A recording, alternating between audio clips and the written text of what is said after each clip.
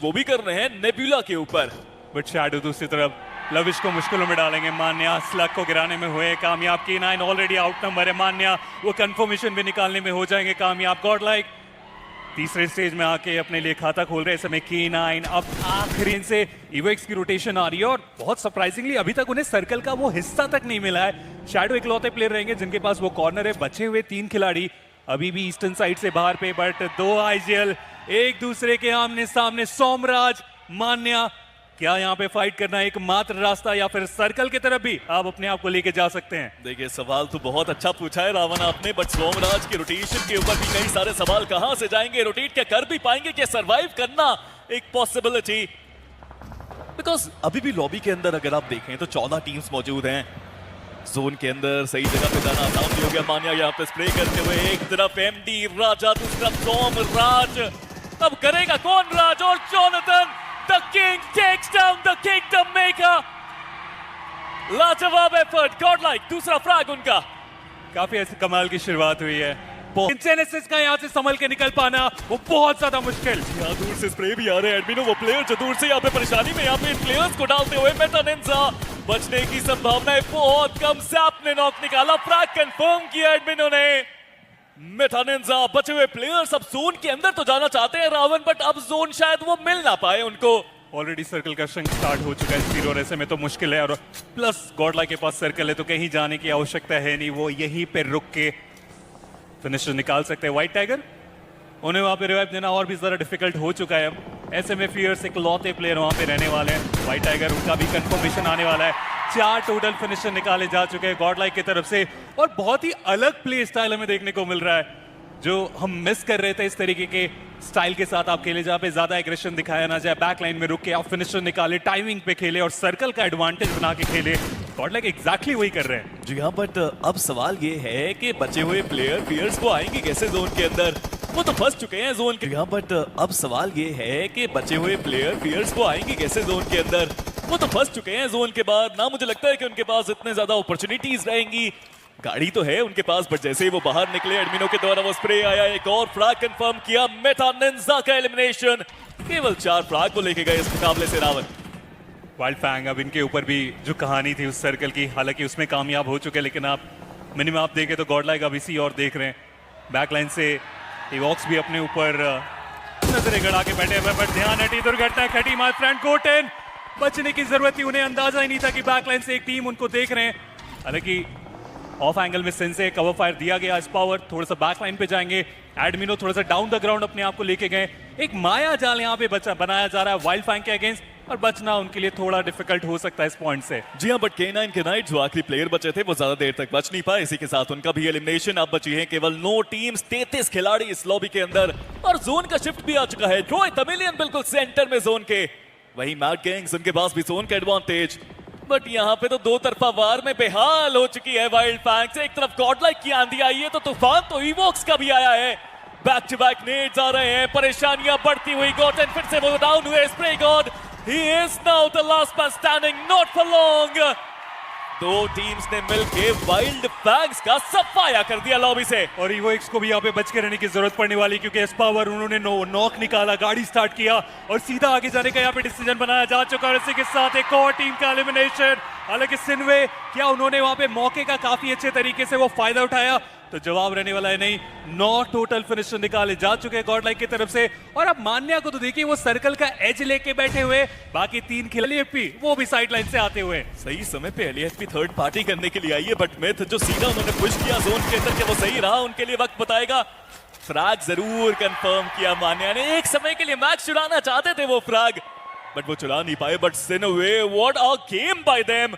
आसानी से एक और प्लेयर को डाउन किया, बट अब जब बैकलाइन से वो बैक टू बैक ग्रेनेड करते चले जा रहे हैं, और उसकी वजह से फिलहाल यहाँ पे लेंस उन्हें गिराया जाएगा। हालांकि कंफर्मेशन वो यहाँ से निकाल के जा पाना वो थोड़ा मुश्किल होगा, बट इस पावर वो कहां से रुकने वाले हैं?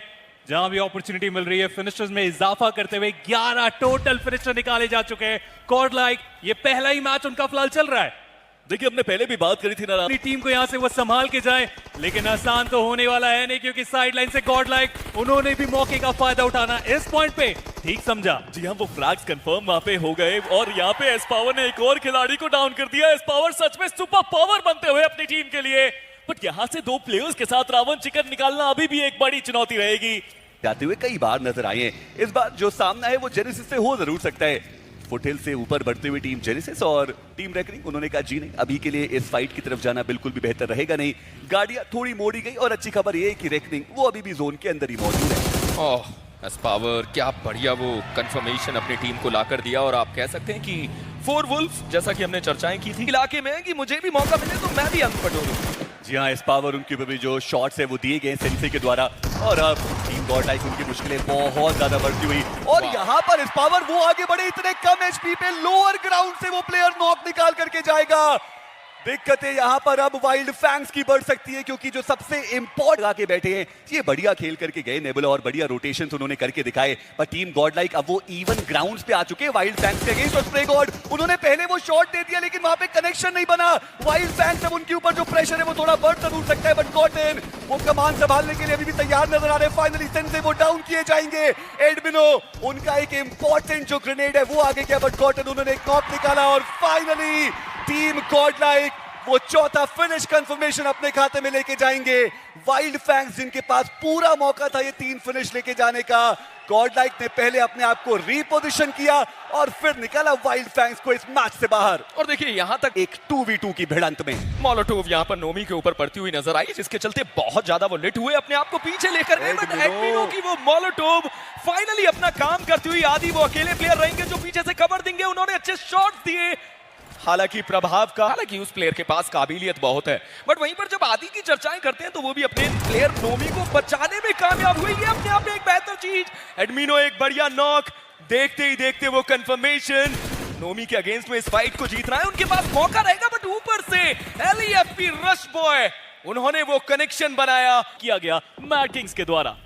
जब पहले नॉक हुए थे तो फिनिश हुए थे, अभी वापस उनको रिकॉल करके बुलाया गया, और सिर्फ के लिए मुश्किलें थोड़ी सी ज्यादा बढ़ रही है। स्ट्रेंजर वो भी डाउन हो गए, पर गॉड लाइक मल्टीपल जो नॉक्स है वो भी निकाले गए। फ्रैग को कंफर्म करने की कोशिश रहेगी, फ्रैग जो था वो कंफर्म भी हुआ है। स्पावर उनको स्पाइक का फ्रैग मिल चुका है, कंफर्म करे गए, पर सिनवे वो सीधा चार्ज करते हुए नजर आए गॉड लाइक के कंपाउंड के ऊपर, जहां पर मिथ ने भी फायदा उठाया। इवो एक्स के जो प्लेयर है वो भी वहां पर फ्रैग कंफर्म करते हुए दिखाई दिए, पर गॉड लाइक क्या उनको वो सारे फ्रैग्स अभी तक मिले या फिर नहीं, वो देखने वाली बात रही। पर काना उन्होंने स्पावर को देख लिया, स्पावर वो डाउन हो गए, और जो सिनवे के प्लेयर थे निंजू, उन्होंने स्पावर का फ्रैग वहां पर कंफर्म किया। रेक्स बॉय वो एलिमिनेट हो गए, मान्या उनका प्रहार आया, निंजू वो इस मुकाबले से बाहर हुए, और सिनवे जिनका बढ़िया ले चल तो रहा था, पर इस मुकाबले तीनों मैचेस के अंदर एक भी अंक हासिल नहीं कर पाई फिनिक्स। ये क्या हुआ? Learn from past. अभी तो इतना बेहतर वो कर रहे थे, टेबल टॉपर है वो, और जैसे ही उन्होंने आक्रमण करने की कोशिश करी इवोक्स के द्वारा, हर प्लेयर का सफाया हुआ है। लाजवाब एफर्ट उनकी तरफ से, और वो शायद शैडो है जिन्होंने बहुत सारे फ्रैग्स निकाले, और वाइल्ड फैंग्स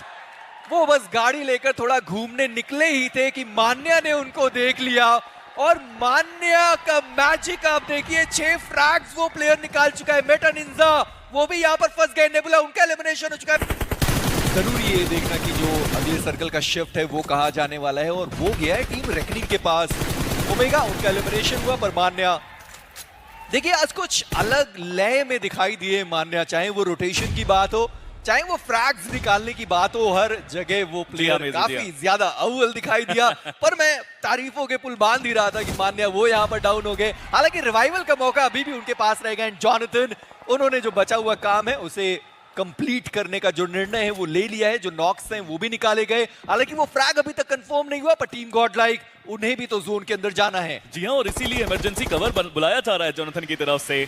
मान्या को भी वो रिवाइवल चाहिए ही चाहिए। जोनाथन फ्रैग कंफर्म हुआ नहीं, प्लेयर वापस आ चुका है, बट अब तो रश की बारी है। तीनों प्लेयर्स एक साथ यहाँ पे पुश करते हुए एडमिनो को भी डिफेंड करना पड़ेगा। मान्या का फ्रैग कंफर्म हो गया, शैडो को वो फ्रैग मिला। जोनाथन एडमिनो, इस डुओ को डायनामिक डुओ बनना पड़ेगा, डिस्ट्रॉयर डुओ बनना पड़ेगा। नेट जरूर वहां पे डैमेज भी दिया उन्होंने, लेकिन फ्रैग्स निकालने क्लोज रेंज में इतने भी आसान होंगे नहीं। शॉटगन जरूर यहाँ पे है। एडमिनो एक नेट, कालन उनको डाउन किया गया, दूर से भी स्प्रेज आ सकते हैं। Jonathan knows that's the reason कि वो बाहर जाके अटैक नहीं कर सकते इस समय। पर मैड किंग्स वो तो जोन के अंदर है, और ओरांगुटान उनको जोन के अंदर जाने की जरूरत पड़ने वाली है।